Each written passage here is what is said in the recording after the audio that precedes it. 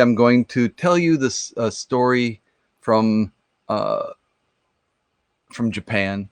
This is a Japanese folk tale. It's very, very famous here in Japan, but probably not known to most of you.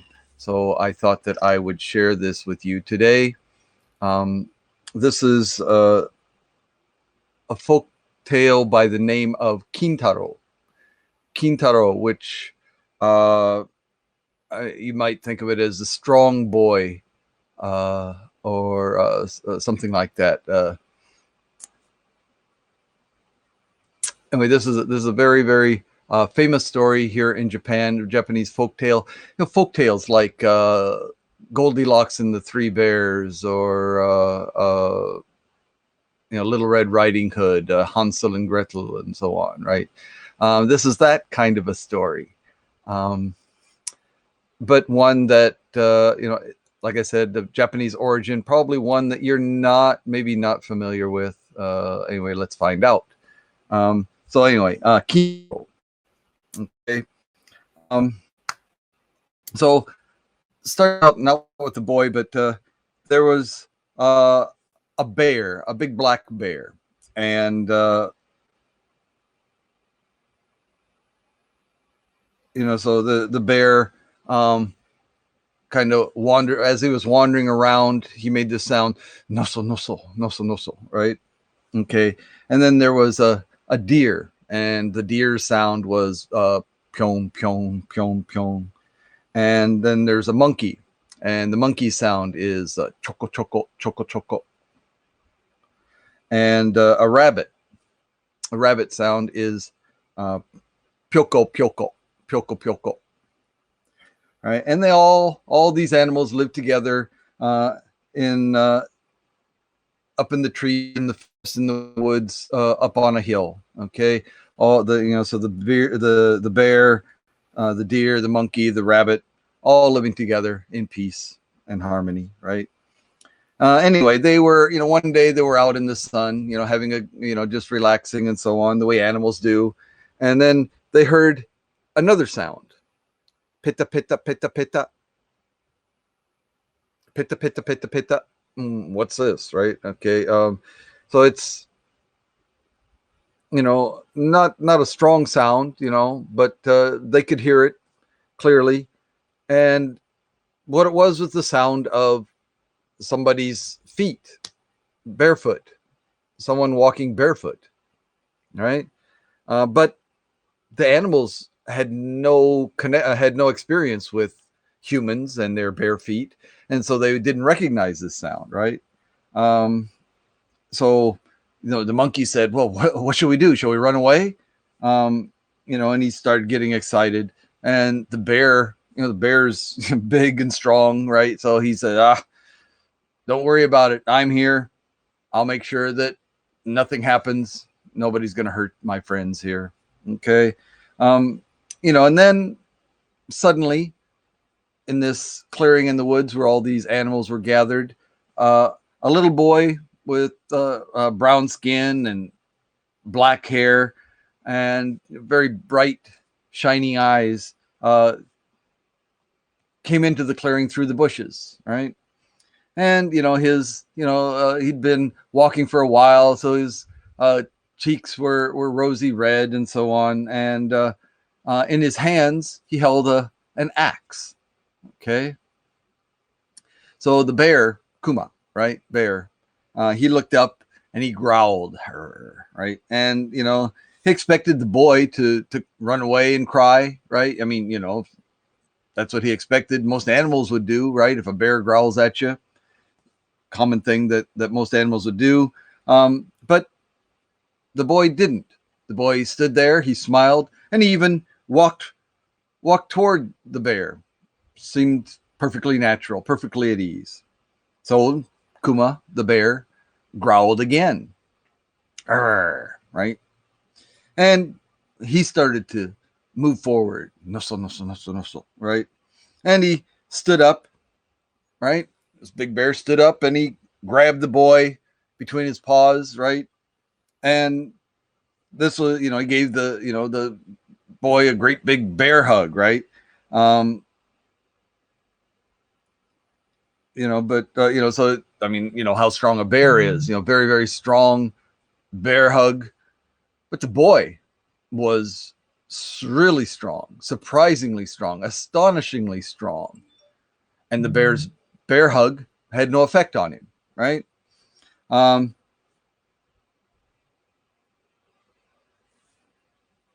so the boy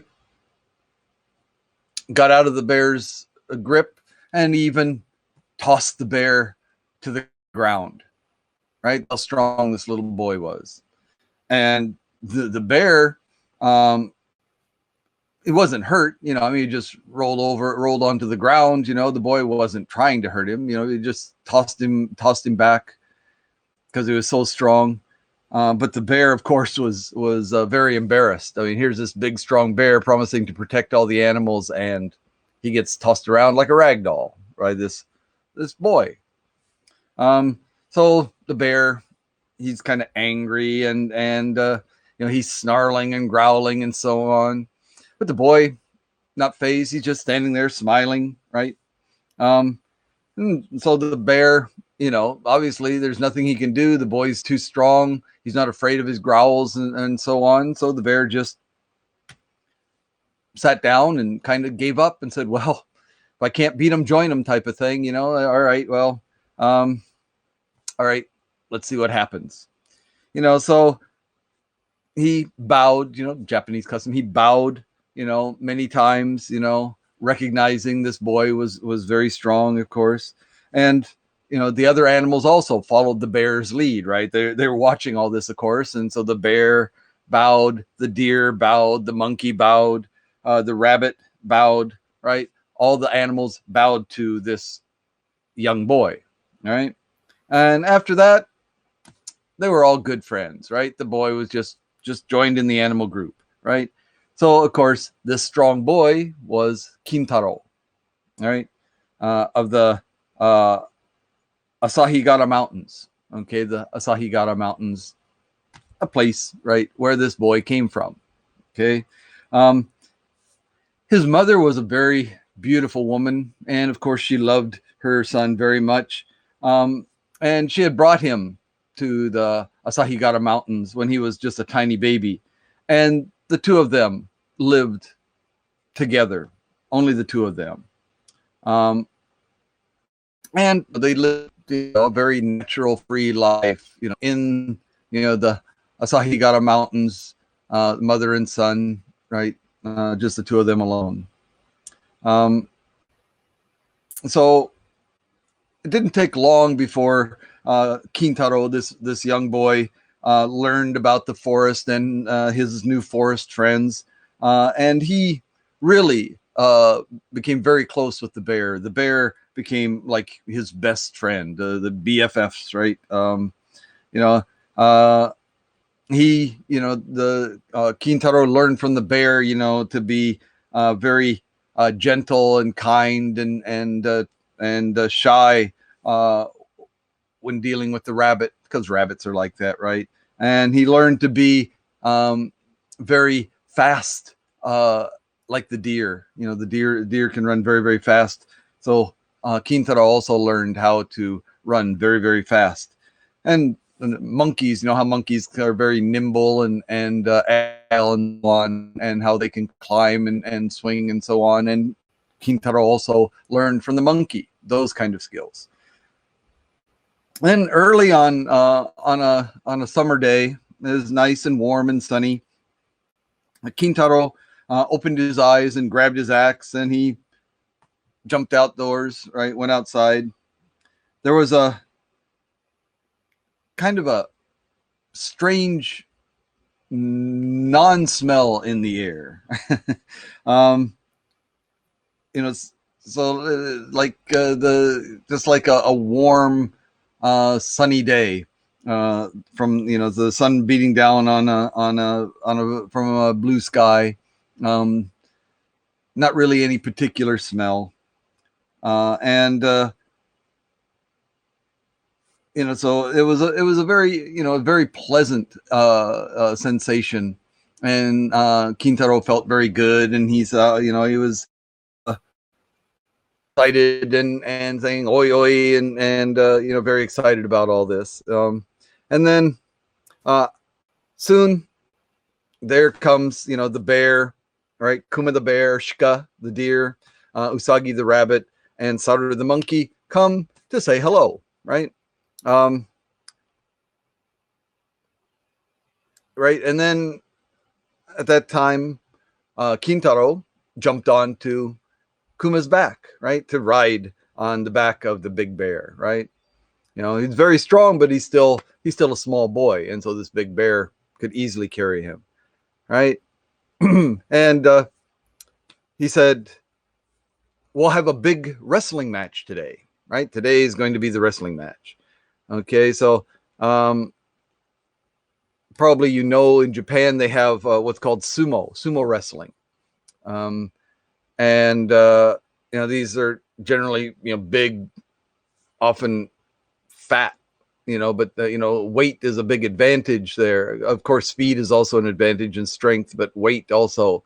Um, and you know, so generally the sumo wrestlers are very big, very strong, very fat, um, and you know, people get all excited about it. Sometimes, you know, if they're really excited, they're sitting on cushions, right? The benches have thin cushions, um, and they will often throw the cushions to show their excitement and so on. So this sumo match was going to take place up in the hills, okay, and you know, it's, you know, at this time, not only people but animals would also come to watch the sumo wrestling match, right? Um, and then,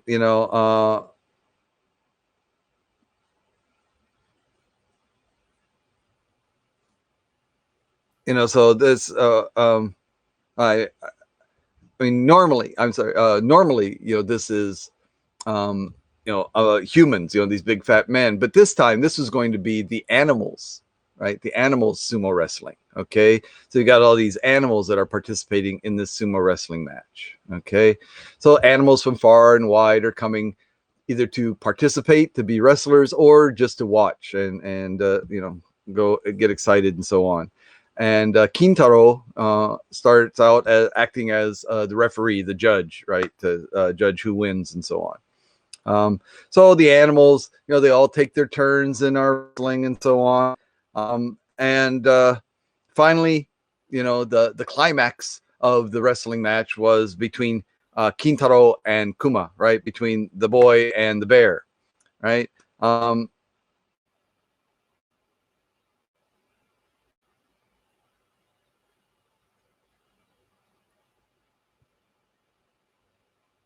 So you know, the Japanese boys all love Kintaro, you know, because he's so strong, right? He's like their hero. Um, and there's a festival in Japan called Boys' Day, and they they often involve decorations with Kintaro and the bear, and showing Kintaro defeating the bear and so on. And actually, there's a picture here in a book. Perhaps you can see the boy there, Kintaro, has just defeated the bear in the sumo wrestling match, right?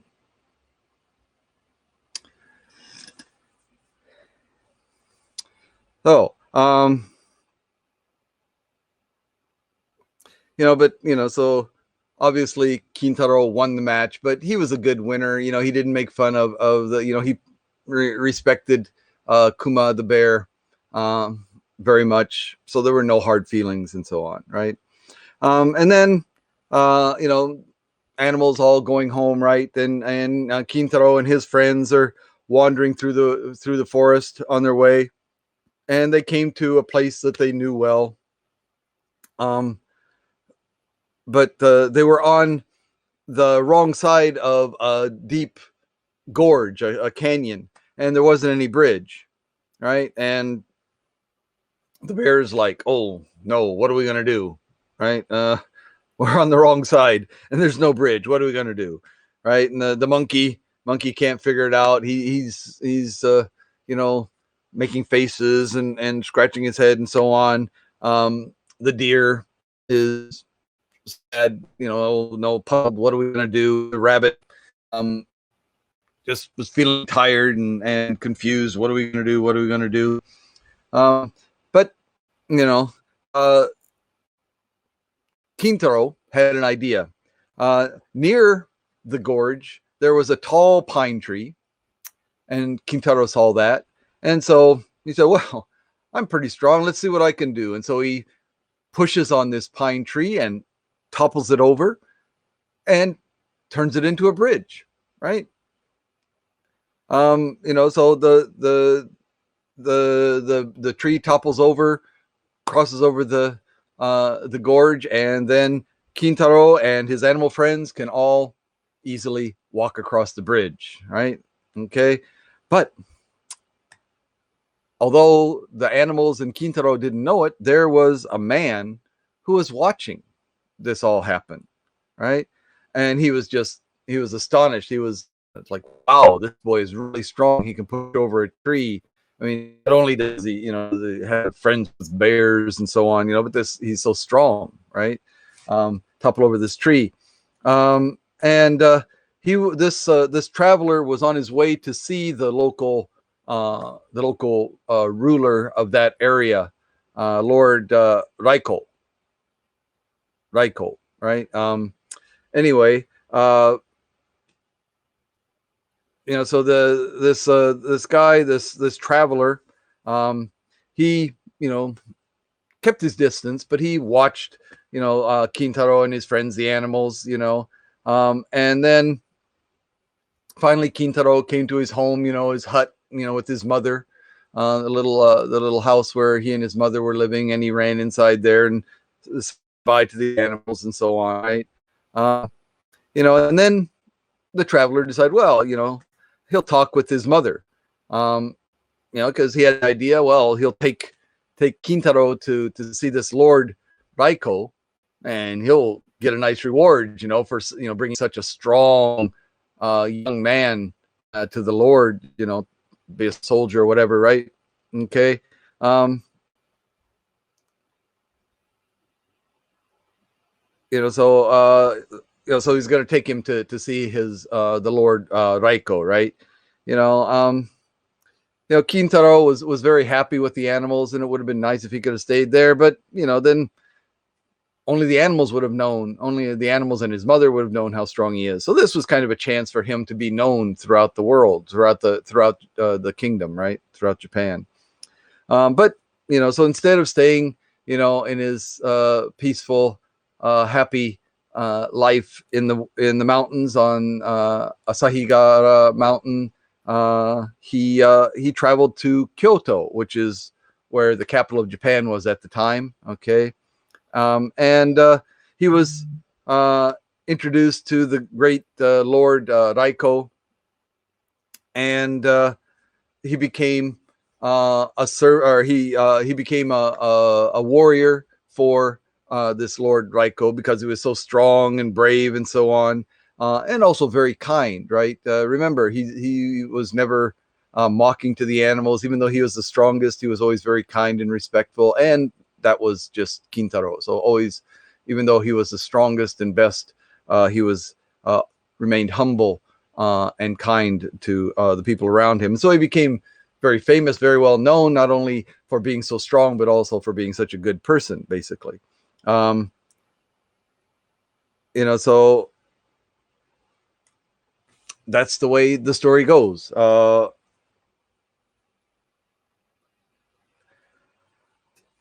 So Kintaro lived happily ever after as the best known, most respected warrior for this Lord Raiko, and he became known throughout Japan.